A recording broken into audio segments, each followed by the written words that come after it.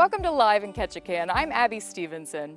Every year on September 21st marks International Day of Peace, a time for people to put their conflicts aside and come together to build bridges. English teacher here at KAYHI, Sarah Campbell, started the Kings for Peace program, which began in 2017 with the planting of a peace pole and an assembly. However, things are very different this year amid the pandemic. So we're going to go inside, we're going to talk to Sarah to find out how she's innovated to manage to keep the program continuing and speak to students about what peace means to them and how you, as a community member, can participate in Ketchikan. Sarah, thank you so much for joining us today. Thank you. Tell me, what do you have in store for International Peace Day this year? So this is our 4th annual Kings for Peace celebration of the International Day of Peace. And this year we've had to do things a little bit differently because of COVID. So most of our activities are going to take place in small groups during students' advisory time that they have each day with their individual teachers. And then we have some Spirit Week activities. And this year we're really wanting people from the entire community to participate and to take pictures of themselves and post on social media, on Instagram, on Facebook. And if they use the hashtag Kings for Peace, then we can share all of our celebrations for the International Day of Peace with each other. That's wonderful. Tell me, what does peace mean to you? Peace is, in my mind, when people are working together to resolve conflicts. I don't believe that we can ever be void completely of conflict, but it's finding a way to talk together, to work together, to listen to each other, to find a positive outcome that's nonviolent, that really allows people to meet their needs. And really just, what we do here in Ketchikan, I think every day as part of our small community, we care about our town, we care about each other. And so, peace to me is harmony and really working together for a common goal. And why was it important for you to bring this program to this school? I have a background in Asian studies, and in traveling to Japan in 2013, I was fortunate enough to visit Hiroshima and Nagasaki, and I met with survivors of both atomic bombs. And that really shaped my understanding of peace, compassion, forgiveness, and hope.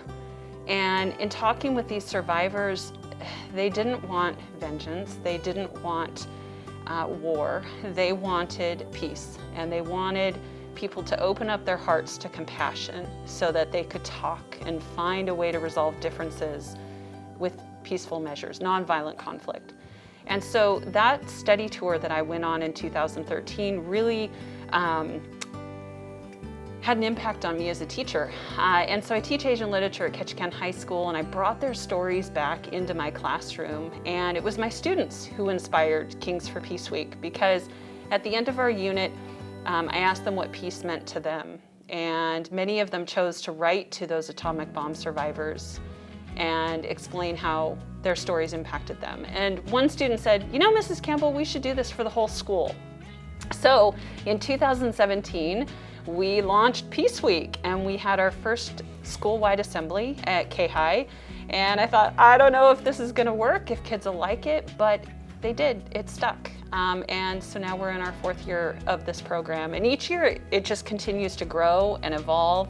Students from SBA, Student Body Government, participate in Peace Week. We have a very active KAYHI Rotary Interact group here. They held a dance last year. They sell peace grams, raise money for charitable projects around the world. And so it's really exciting to see all of the students acknowledging peace, thinking about peace, and it's fun. It's a really fun way to start the school year, set a positive tone. Let peace come to you in different ways. Hayaan dumating para sa atin lahat. Mag vrede met ons almal wees. Laisse la paix entrer en nous tous. Que la paz sea con todos nosotros. Let peace be with us all. Let peace be with us all. That's so wonderful. Thank you for everything that you do. Which is, as you know, I was a Peace Corps volunteer in Africa before moving here to Ketchikan about a month ago. Yeah. And I find that peace is contagious. If you stand for peace, even in the face of when you're not receiving it, it can be contagious among the community. Have you seen, how has promoting and being an advocate for peace in the school changed what you've seen in the area?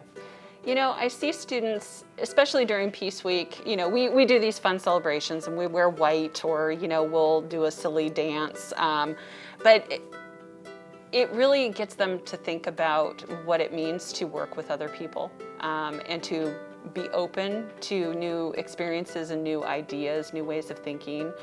And yeah, that is contagious and that's powerful. And so even if just for one day somebody smiles a little bit more or talks to somebody new, it has a big impact. And so I see students thinking about peace, thinking about what it means to be a peace builder.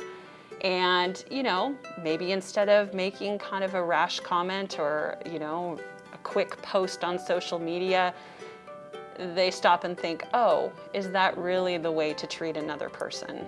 Well, no, it's not. And so that is the impact. So sometimes it seems small, but again, if each one of us is a little bit more in command of our actions and our thoughts and thinking outwardly, that can have a big impact. Yeah, words matter. They do. Speaking of words, you had a commemoration to plant a peace pole in 2017. Yes. Tell me, what does it say on the side of that peace pole? Oh, the pole says, "May peace prevail on earth." And it originated in Japan in the 1950s. And again, as a result of World War II, the atomic bombings, and the pole really is reflective of the wish for global peace and for people to see what they have in common more than what our differences are at sometimes. So May Peace Prevail on Earth is featured on our pole in 6 languages, in Tlingit, Tsimshian, and Haida, the indigenous languages we speak here in this area, Tagalog for our vibrant Filipino community, Japanese because that was the original oration of the pole, and English for the language we all share together. That's wonderful. Yeah. So as a member of the community, how can someone in this community take part in peace building around town?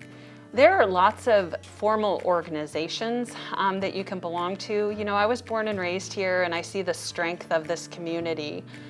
We see the work that Rotary does when they have their duck race and they raise money, and you know, just recently they raised money for a musical park at Rotary Beach, which is fantastic.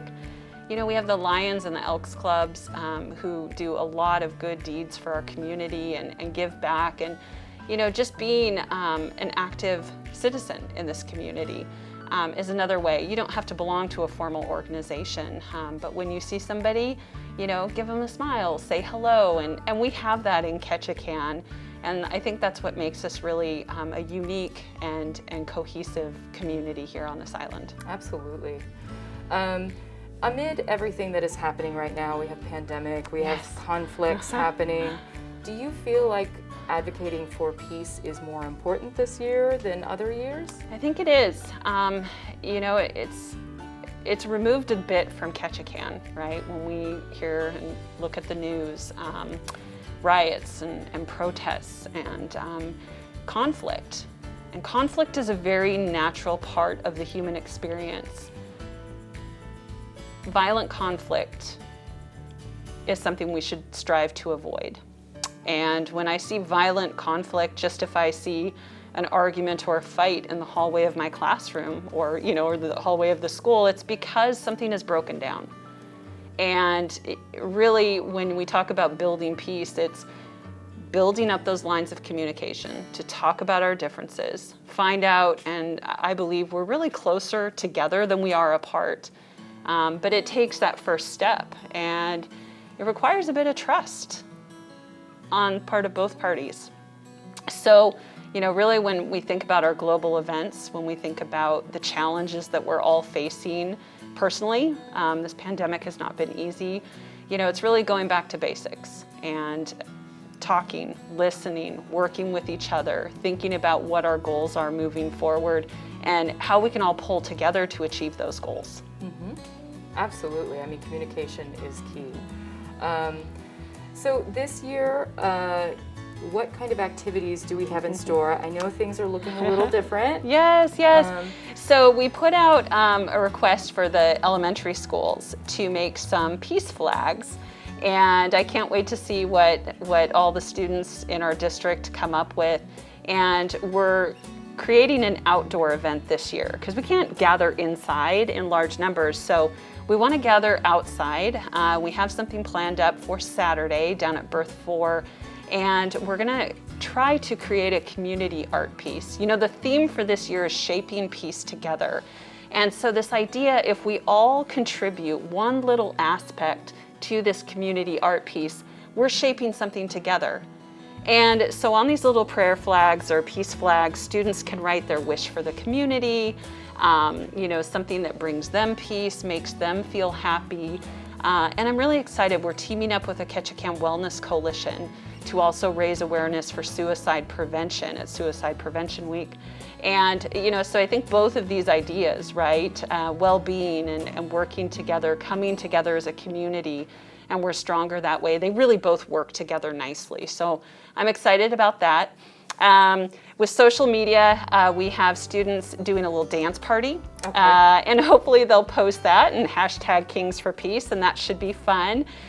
We have students who are going to be going to the City Council and the Borough Assembly and the school board to talk about their desire for peace and what they want. And we just also have other little fun activities, like send a note of encouragement to a friend or a family member or to a community member. You know, it's really important to reach out to let people know the impact that they've had on you or the community.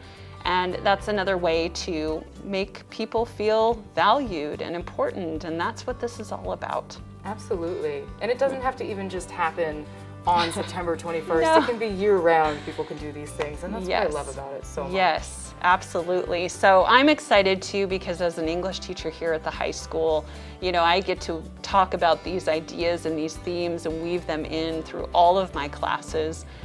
Conflict resolution, what does peace mean? How do we negotiate? How do we talk together? You know, looking at building empathy and understanding for different cultures and communities, and that's really the foundation of the work that I do. That's fantastic. Thank you so much for everything you do. It's Thank absolutely you. wonderful, and thank you for joining us today. Thank you very much.